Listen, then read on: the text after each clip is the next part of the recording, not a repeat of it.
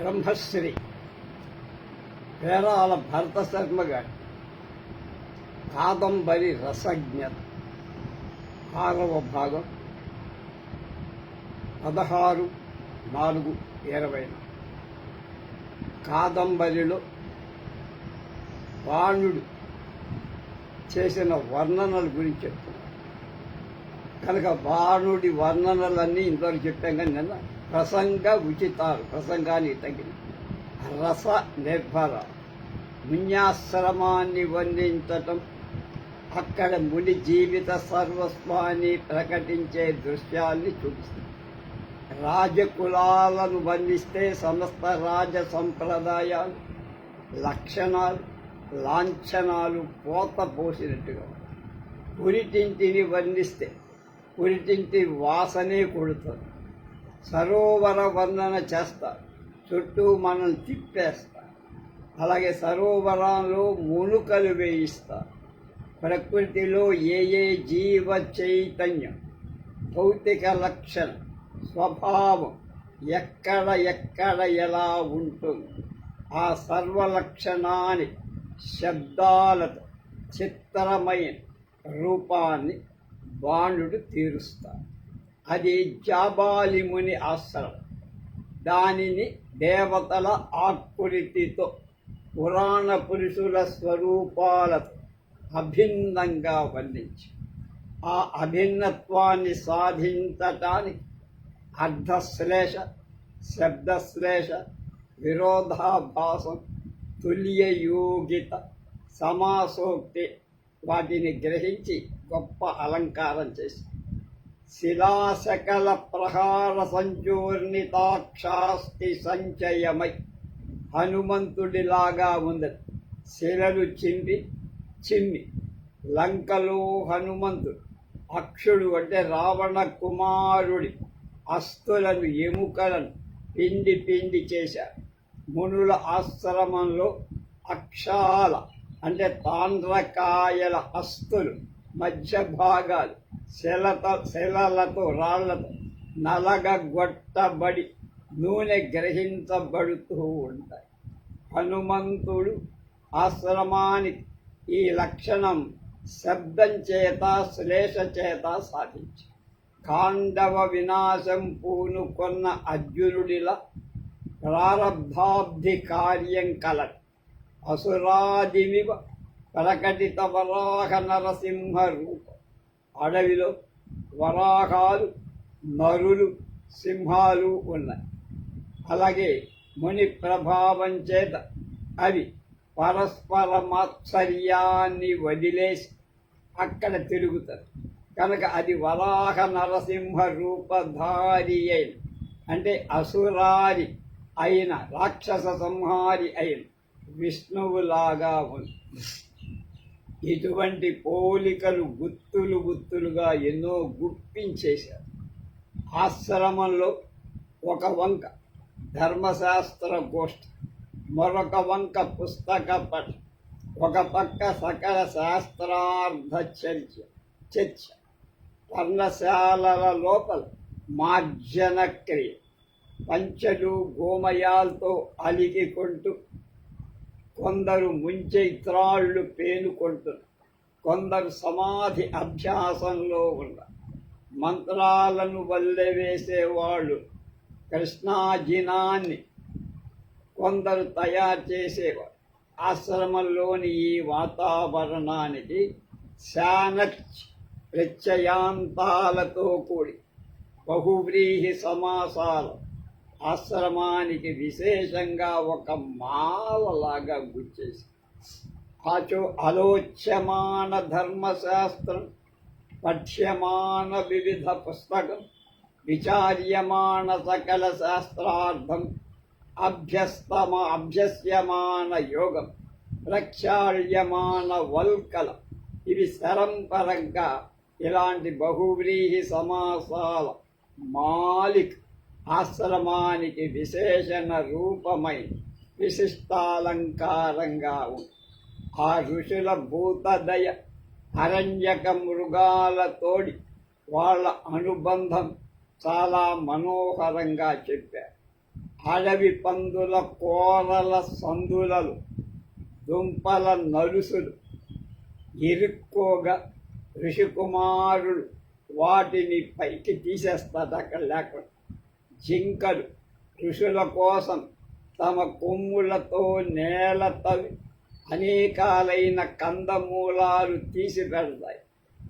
ఆశ్రమానికి వచ్చే ముసలివాళ్ళు గుడ్డివాళ్ళైన మునులను కోతులు చెయ్యి పట్టుకొని లోపలికి తీసుకురావడం, మళ్ళా బయటికి తీసుకువెళ్ళి వదిలిపెట్టడం ఒక అందమైన దృశ్యం. మానవ హృదయానికి హాయిగా దూచే దృశ్యం. పరిచిత సఖామృగకరా వృష్పృష్ఠ ప్రవేశ్యమాన నిష్కాశ్యమాన జరదంధ తాపస జరత్ అంధ ముసలివాళ్ళు గుడ్డివాళ్ళు. వేలు తమ నాలుకల మునిష్కు ఋషికుమారుల మేనులను శరీరాలని తడుపుతాయి. ఏణి జిహ్వోపల్లవోపలిహ్యమాన ముని బాలం. ఏ గూటి చెలుక ఆ గూటి పాటే పాడేట్లుగా అక్కడ చిలుకలు వషత్కారాలు చేస్తున్నాయి, అంటే ఓంకారం. వాటి చెవులలో ఇప్పుడు మునులు చేసే హోమాలలోని స్వాహా స్వధా వషత్కారాలే కదా వినిపించేది. ఎప్పుడు అవిగా అనవరత శ్రవణ గృహీత వషత్కార వాచాల సుఖ కులం. అది మునులు సరోవరాలలో జల కలశాలు నింపుకొని ధ్వని మేఘధ్వని అని మెడలు పైకెత్తి నెమళ్ళు ఆలకిస్తూ వాళ్ళు ముంచుకొని నీళ్లు తెస్తున్న చెంబుల ధ్వని చూసి ఆకాశంలో నెమళ్ళు మేఘాలు గర్జిస్తున్నాయా అనుకుంటాయి. ఇన్ని మనోహరాలైన మున్యాశ్రమ సహజాలైన దృశ్యాలు ఎంత వివరంగా చిత్రించాడు. ఆ చిత్రించడంలో వివిధ గద్య పదబంధాలు, చిన్న సమాసాలు, అక్కడక్కడ పెద్ద సమాసాలు, వివిధాలైన విభక్తుల విరూపులు కూర్చిన పెద్ద విశేషాల పరంపరల అలంకారాల చిత్రమైన శబ్దార్థ సంయోజనంచే పాఠకుల చిత్తాన్ని ఆశ్రమంలో ఎలా ఉంటామో అలా నిలిపేసి ఒక రాజకులాన్ని వర్ణించేటం అక్కడికి తగిన వాతావరణమంతా మూసపోసేస్తారు. ఆ ఆచార వ్యవహారాలు, ఆ రాజుల ఆశ్రితల వినయ వినమిత శరీరాలు, చూపులోని వంకరలు అన్నీ వర్ణిస్తారు. అగృహీత కనకవేత్రలతై సితవార బాణై సితాంగరాగై సితకుసుమశేఖరై సితోష్ణీషై సితవేష పరిగ్రహతయా శ్వేతద్వీప సంభవైరివ కృతయుగ పురుషైరివ మహాప్రమాణై దివానిశం అలిఖితైరివ ఉత్కీర్ణైరివ తోరణస్తంభనిషన్నై ద్వారపాలకై పాలై అనుజ్జిత ద్వారదేశ. రాజద్వారంలో ద్వారపాలకుడు ఉన్నారు. వాళ్ళు చెక్కిన బొమ్మల్లాగా కథలు, సెంట్రీ డ్యూటీలా. చేతిలో బంగారు బెత్త, ఒంటికి తెల్లటి కవచి, గుంటకల్లా మల్లని మైపోత, తలపై తెల్లని తలపాగ, వాటిపై తెల్లని పూలమాల. ఈ తెల్లని వేషం చేత శ్వేత ద్వీపంలో పుట్టారా అనిపిస్తారు. కృతయుగ పురుషుల్లాగా చాలా ఎత్తుగా ఉంటారట. ఇక లోపల ఇటు అటు తిరిగే వారవనిత పెంపుడు కస్తూరిక మృగాల పరిమళాల గుమగుమ. ఆ రాజకులంలో మనం కూడా కలిసిపోం. ఆ వాసనలు పీలుస్తూ ఆ దృశ్యాలు చూస్తూ అలా నిలబడిపోవాలి. రాజగృహంలో తిరుగుతున్న హరవిలాసినుల సొగసులు ఎంత గొప్పగా వర్ణించాడో వివరంగా. అమలమణి భూమి సంక్రాంతముఖ నివహ ప్రతిబింబతయ బింబతయ వికచ కమల పుష్ప ప్రకరమి సంపాదయత గతివసతరణిత నూపుర పారిహార్య రసనాస్వనముఖరేణ స్కంధావసక్త కనకదండ చామరేణ నిర్గచ్చతా ప్రవిశతా చ అనవరతం వార విలాసిని జనేన ఆకుడి. ఎవరు ఏమిటి అని చివరికి చెప్తాడు. అది అనుకో, మణులు పొదిగిన నేలపై వాళ్ళ ప్రతిబింబాలు ప్రతిబింబించి వికసించిన తామర పూలు చదినట్టుగా వారి నడకల ఒడుపులచే కాలి అందరు చేతి కంకణాలు నడుముల మొలనూలి కింకిణులు కల్లుమంట బంగారు పిడుల చామరాల వాళ్ళు భుజాలపై పెట్టుకొని ఆ రాజమందిరశాలలోకి వస్తూ పోతుంది. తెలుగులో చెప్పిన ఇంత విడదీయాల్సి వచ్చింది కానీ సంస్కృత సమాసాలు ఈ వర్ణనమంతా ఒక పూల హారంలా, ఒక గజ్జల తోరణంలా, ఒక బంగారు కాంతి ప్రవాహంలా, రమణీయ శబ్ద సంవిధానం, భావ సౌందర్యం, సహృదయం మెత్తగా స్పృశించే శయ్యా సౌభాగ్యంతో ముచ్చటగా ఉంది. ఈ రీతిగా చెప్పుతూ పోతే ప్రతి వాక్యం కూడా బాణుడి వర్ణన శిల్పాన్ని మత్సు తొనకగా అందుచేత గ్రంథంలోని ప్రతి వాక్యాన్ని వివరిద్దామా? ఆయన ఒక వాక్యంలో చూపిన సొగసు మరొక వాక్యంలో మరొక రీతిగా చెబుతారు. అదిగో బాణుడి వాణి విలాస ప్రతి పద మనోహర అంత నిశితమైన పరిశీలన, అంతటి ఆలంకారికమైన రచన, అన్ని విధాలైన భావాల పోత మరీ కవిలోనూ ఎక్కడ కనపడ. శ్లేషలు సుబంధుడు వాడారు, గజ్జె కవులంతా వాడారు, బాణుడు వాడారు. ఆయన శ్లేషలు వట్టి వర్ణనకి మాత్రమే అనుకుంటే పొరపాటు. కథాసూత్రంలో సంవలితమై అంటే లింక్ కలిగి ఉంది. తారాపీజుడి భవనం శివ భవనమివ ద్వారావస్థిత దండపాణి ప్రతీహార గణం కాశీ విశ్వనాథుడి మందిరంలో ద్వారానికి ఇరుపక్కల దండపాణులైన ప్రతీహారులున్న దండపాణి అని కాలభైరవుడికి పేరు కనుక ప్రథమ గణాలు ప్రతీహార రూపాలుగా. ఇంతకంటే అద్భుతంగా బాణుడు తన గజ్జంలో రాజ్యభవనాన్ని పోల్చారు. ఉత్కృష్ట కవి గజ్యమివ వివిధ వర్ణ శ్రేణి ప్రతిపాద్యమానానేకాభినవార్థ సంచయం. ఒక మహాకవి గజ్యంలాగా తన స్వతంత్రమైన రీతిలో కూర్చబడిన అక్షరాల విన్యాసంతో అనేక విధాలైన కొత్త కొత్త అర్థాలను ఎక్కడికెక్కడ ఆశ్చర్యంగా ప్రకటిస్తున్నట్లు రాజగృహం కూడా బ్రాహ్మణాది వివిధ వర్ణాల వారిచే వివిధాలైన అర్ధ సమూహం అంటే బ్రాహ్మణులు విద్యాధనంతో,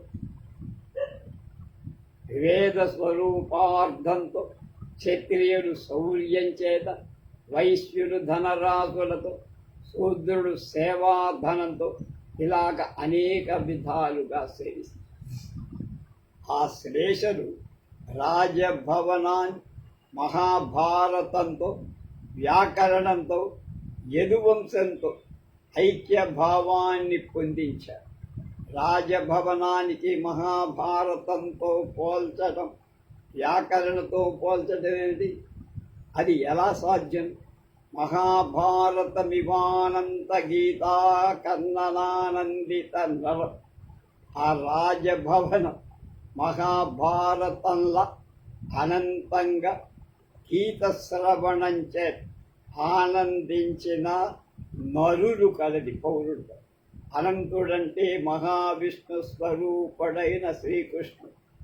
ఆయన గీతా బోధన విని ఆనందించిన నరుడెవడు? అర్జునుడు. రాజభవనంలో అనంతంగా నిరంతరంగా గీతాగా సంగీత శ్రవణం వల్ల నరులు ఆనందిస్తూ ఉంటారు. వ్యాకరణమివ ప్రథమ మధ్యమోత్తమ విభక్తి స్థితానేకాదేశ కారకాఖ్యాత సంప్రదాన్ క్రియావ్యయ ప్రపంచ సుస్థితి అని భవనాన్ని వ్యాకరణంతో కూడి రాజభవనాన్ని అన్వయించేటప్పుడు వీడు సర్వగుణ సంపన్నుడు, దానయోగ్యులలో మొదటివాడు, వీడు వాడి కంటే కొంచెం తక్కువ గుణవంతుడు, మధ్యముడు, వీడు ఉత్తమ గుణ సంపద చేత మధ్యముడి కంటే ఉత్తముడైన దానయోగ్యుడు. ఈ రకంగా యాచక జన విభాగం చేయటమే విభక్తి. ఆ ప్రకారంగా అనేక దేశకారకుల కింద ఇమ్ము అని ఆదేశించు పురుషుల చేత ఆఖ్యాతలైన చెప్పబడి సంప్రదాన క్రియ చక్కగా దానం చెయ్యాలి. సంప్రదానం అంటే సంప్రదానం, చక్కగా దానం చెయ్యాల్సిన వ్యయ ప్రపంచం అంటే ఆధిక్యం చేత సుస్థితి అంటే కీర్తి చేత వెలుగుంది. ఇది రాజభవన లక్షణం. ఇక వ్యాకరణ లక్షణం స్పష్టం. ప్రథమ మధ్యమ ఉత్తమ పురుషులు ఆఖ్యాతాలు అంటే తియంతమైన పదం. సంప్రదాయం సంప్రదానం చతుర్థీకారకం క్రియాక్రియా బోధకాలైన భాత్వాది స్వర్ణాలు అవ్యయాలు. ఈ ప్రపంచంతో సమూహంతో సుస్థితమైంది వ్యాకరణం. ఈ ప్రపంచంలో సమూహాలతో సుస్థితమైంది వ్యాకరణం. కారక పదంలోని సంప్రదానం కూడా చెప్పబడిన విడిగా చెప్పటం శ్లేష ప్రయోజనం కోసం. అది సరే అయ్యా, బాగానే ఉంది. బాణుడి శ్లేష ఘటనలు ఇలాంటి చమత్కార శాస్త్ర విషయాలతో ముడిపెట్టబడి ఉండటం ఒక చమత్కారం. మంత్రిని వర్ణిస్తూ కూడా ఇలాంటి శ్లేష చమత్కృతినే చూపిస్తాడు బాణుడు. శుకనాసుడు మంత్రి. జరాసంధ ఇవ ఘటిత సంధి విగ్రహ త్ర్యంబకయు ప్రసాదిత దుర్గ సలిల నిధిరివ మహాసత్వ నివాస అని సంధి రాజుల మధ్య జరిగే విగ్రహం అంటే యుద్ధం. రాజులకు సంధిని కూర్చేవా, అవసరమైతే యుద్ధాలు నిర్వహించే కూర్చబడిన సంధి అంటే అతుకు చేత విగ్రహం ఆకారం ఏర్పడినవ. జరాసంధుడు శబ్దమాత్రం చేత జరాసంధుడితో పోలి అతకటం మూలంగా జరాసంధుడయ్యాడు. చెరచేత సంధిపో. ఇక్కడ ఒక ధ్వని ఉంది. జరాసంధుడు కృష్ణుడికి కూడా అలవి కాని శక్తి కలవ. ఈ మంత్రి అంత దుస్సాధ్యుడు అని అర్థం. త్ర్యంబకుడు దుర్గాదేవిని ప్రసన్నురాలిని చేసుకుంటాడు. ఈ మంత్రి శత్రు దుర్గాలను నేర్పుగా పట్టి సాధిస్తారు.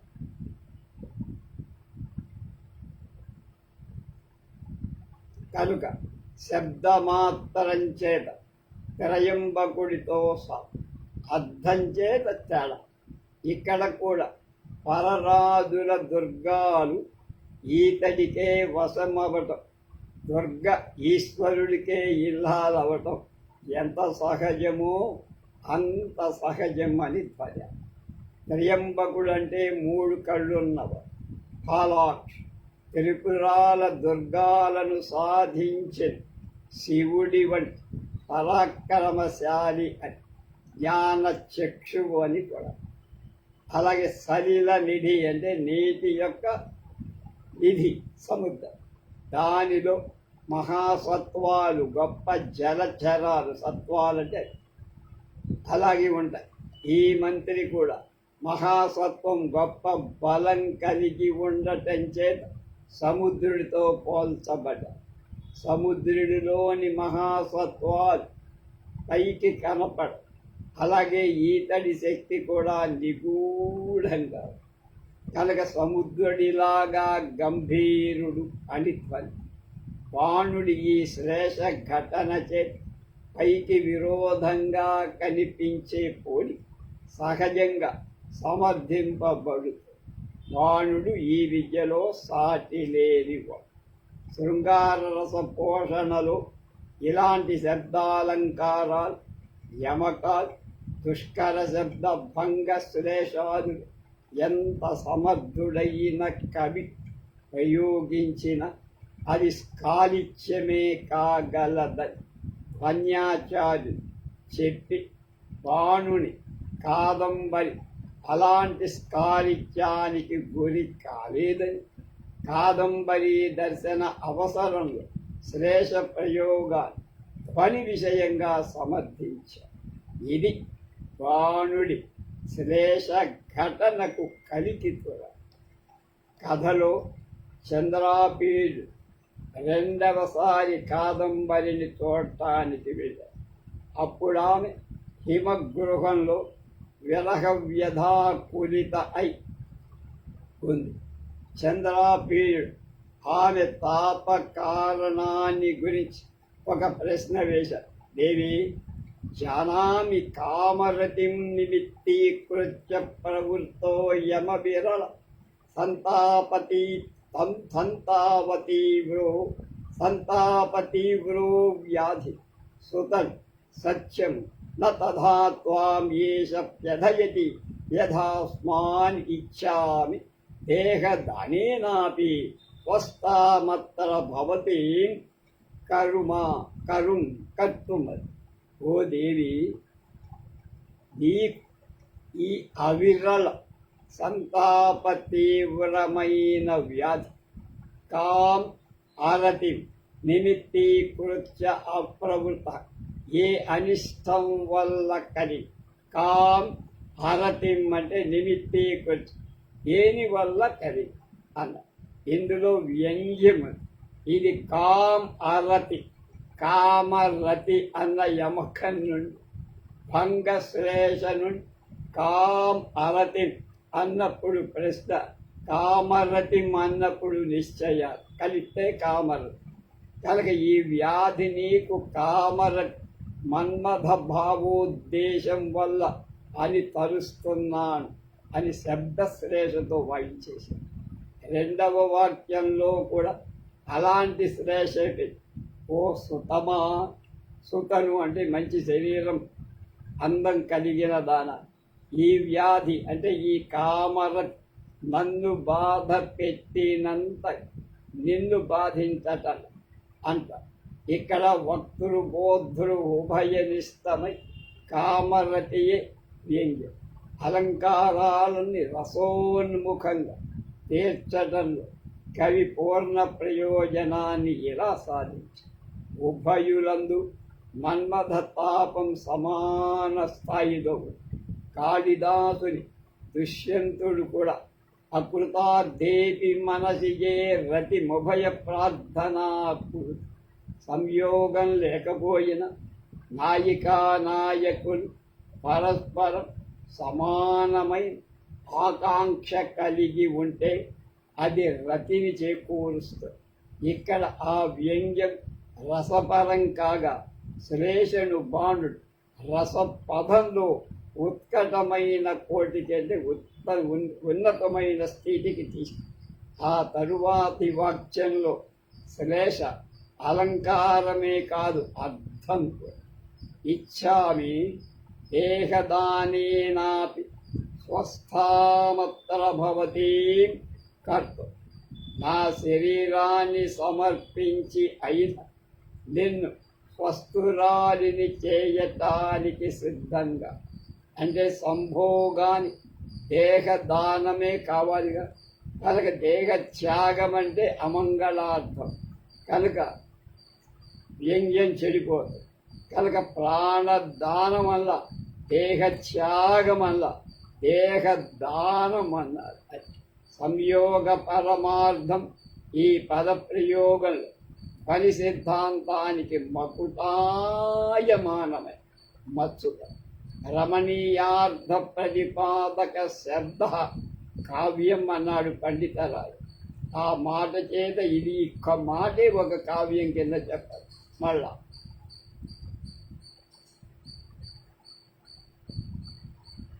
ఇచ్చామి దేహదానాపి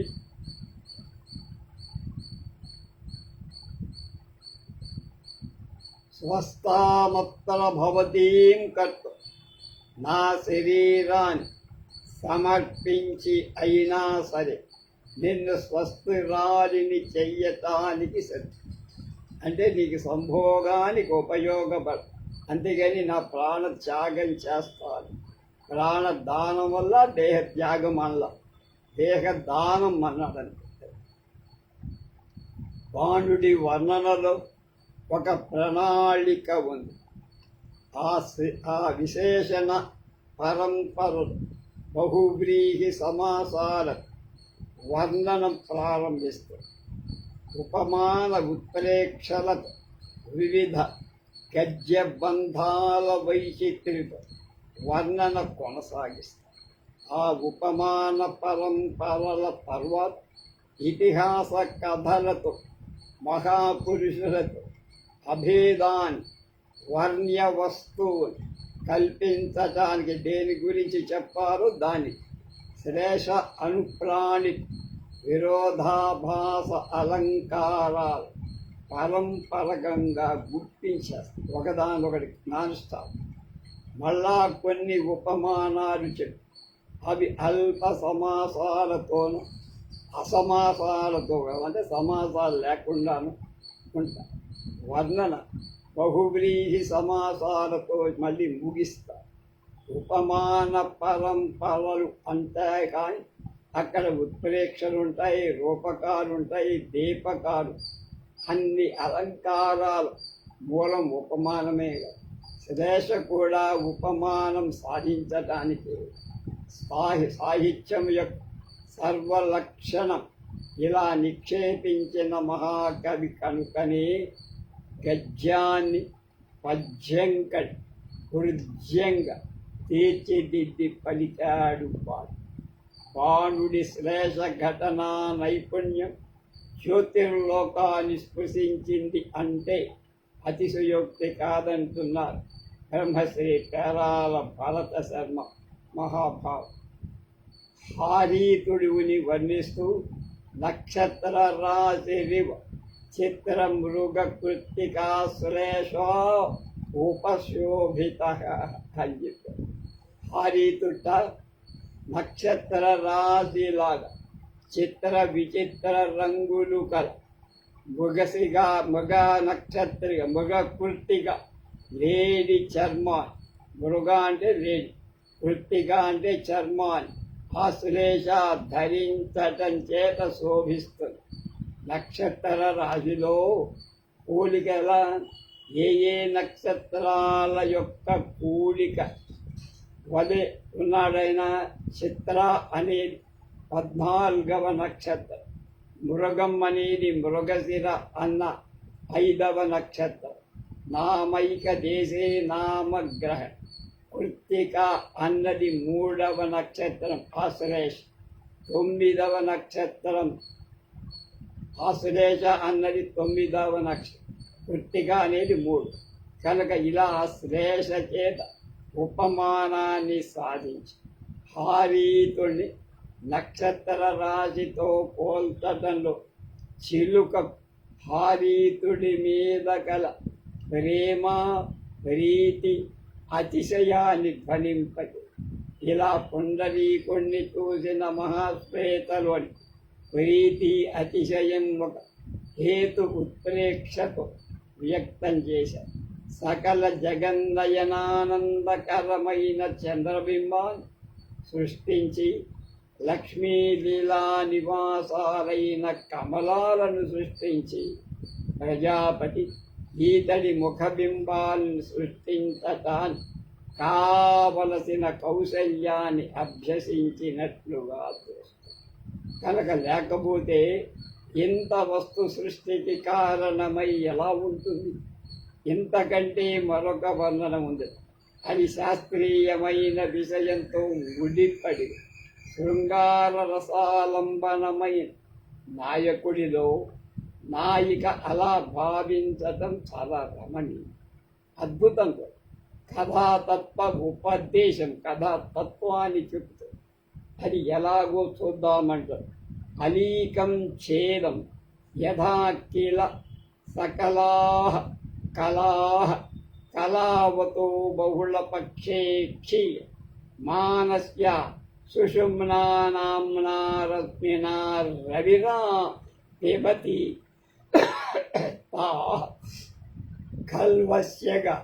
కల్వస్యగభస్తయ సమస్త వపురిదమా విశంతి కుతోన్యథా రూపాపహారిణి క్లేశ బహుళే తపసి వర్తమానస్య ఇదం లావణ్యం.